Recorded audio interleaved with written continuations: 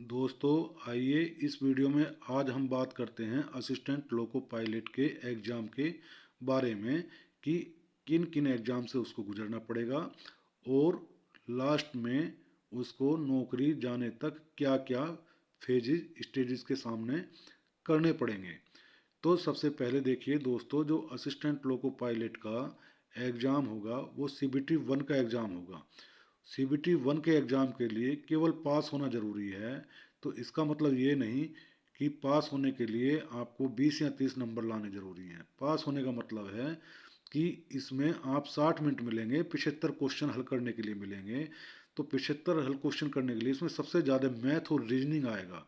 तो मैथ और रीजनिंग के लिए आप अभी से प्रैक्टिस शुरू कर दीजिए।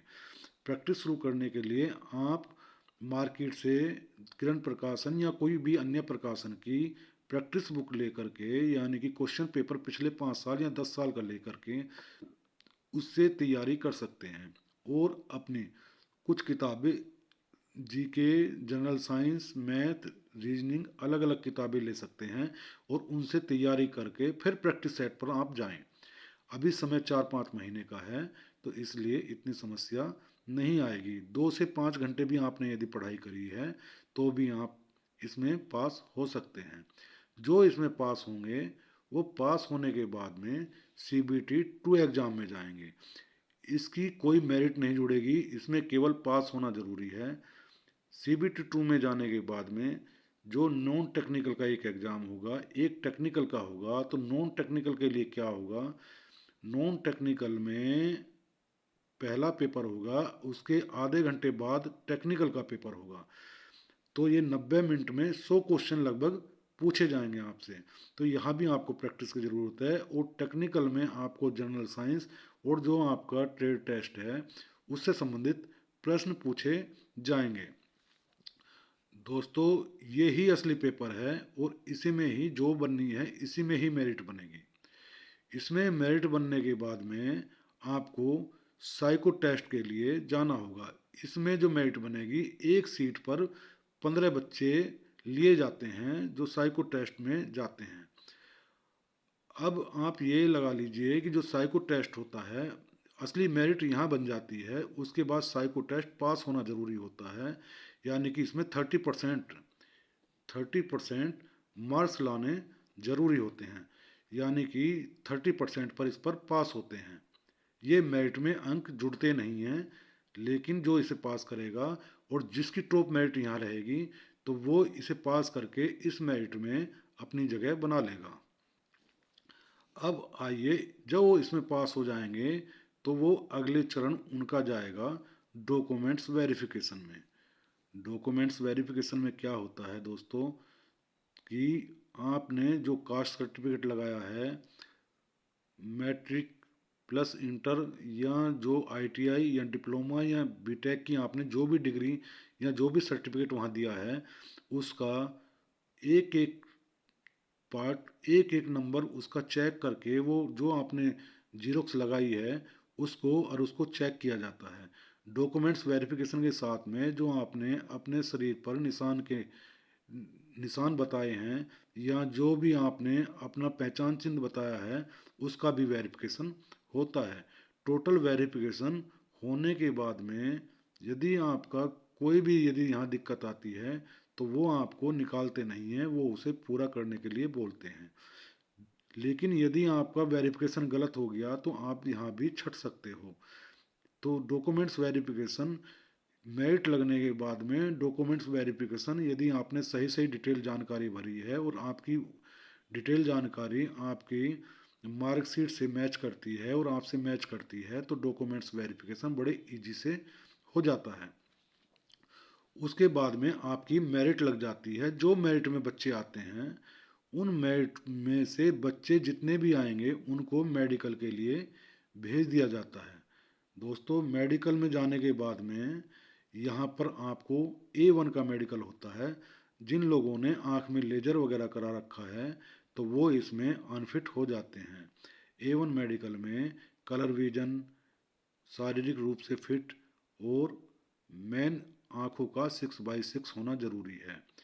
जो इन लोगों का कई बार क्या होता है कि उन्हें सर्टिफिकेट गलत तरीके से लगा दिए जाते हैं, लगा देते हैं, एग्ज़ाम पास कर जाते हैं और बाद में जब मेडिकल में जाते हैं तो वो बोलते हैं कि हमें मेडिकल में पैसों की वजह से निकाल दिया, जबकि ऐसा नहीं है।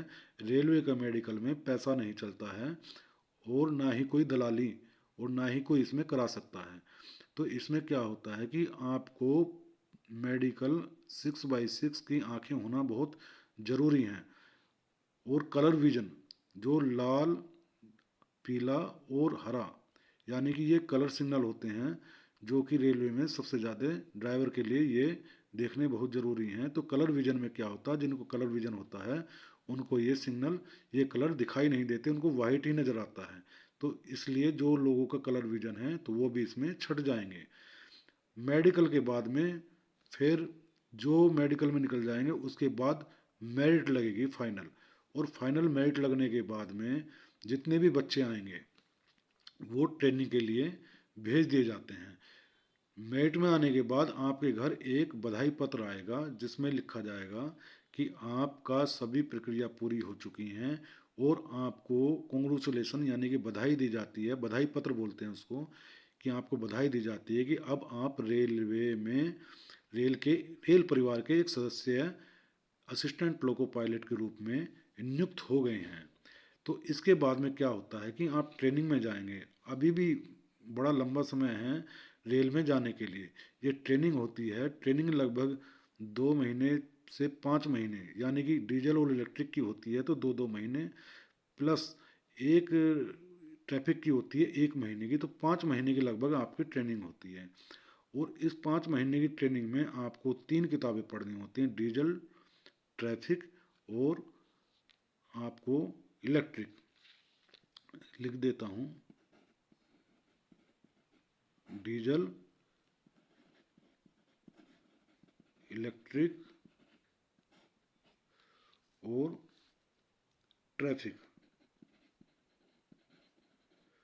तो इन किताबों में क्या होता है, डीजल में डीजल इंजन पढ़ाया जाता है, इलेक्ट्रिक में इलेक्ट्रिक इंजन पढ़ाया जाता है और ट्रैफिक में ये सिग्नलों की जानकारी, यातायात अपने लाइनों की जानकारी दी जाती है। दोस्तों इसके बाद में एग्ज़ाम होता है, 4 से 5 महीने कड़ी पढ़ाई होती है। स्कूल की जो ट्रेनिंग होती है उसमें आपको पढ़ाया जाता है, वहीं कैंपस में रहना होता है और आपको वहीं खाना पीना ये सब सुविधाएं मिलती हैं। और ट्रेनिंग के दौरान आपको स्टाइफंड भी दिया जाता है, यानी कि आपको एक सैलरी के रूप में स्टाइफंड भी मिलता है। और एग्ज़ाम उसके बाद होगा, 4 से 5 महीने के बाद जो इसमें एग्ज़ाम पास करते हैं उनको परमानेंट लाइन पर भेज दिया जाता है। जो एग्ज़ाम पास नहीं करते हैं उनको एक चांस और दिया जाता है, जो जनरल कैटेगरी से होते हैं वो अपने खर्चे पर दिया जाता है। और यदि SC ST हैं तो उनको फ्री ऑफ कॉस्ट चांस दिया जाता है। यदि उस एग्ज़ाम में भी वो पास नहीं होते हैं तो उन्हें निरस्त कर दिया जाता है। और जो एग्ज़ाम में पास हो जाते हैं तो उन्हें ले लिया जाता है। दोस्तों इसके बारे में आपको कैसी जानकारी लगी? यदि जानकारी अच्छी लगी हो तो कमेंट सेक्शन में ज़रूर लिखें, और यदि आपको कोई डाउट हो तो कमेंट करके मुझे ज़रूर बताएं ताकि आपको डाउट को क्लियर किया जा सके। और वीडियो कैसी लगी ज़रूर कमेंट सेक्शन में ज़रूर लिखें और लाइक और डिसलाइक ज़रूर करें। चैनल को सब्सक्राइब करें।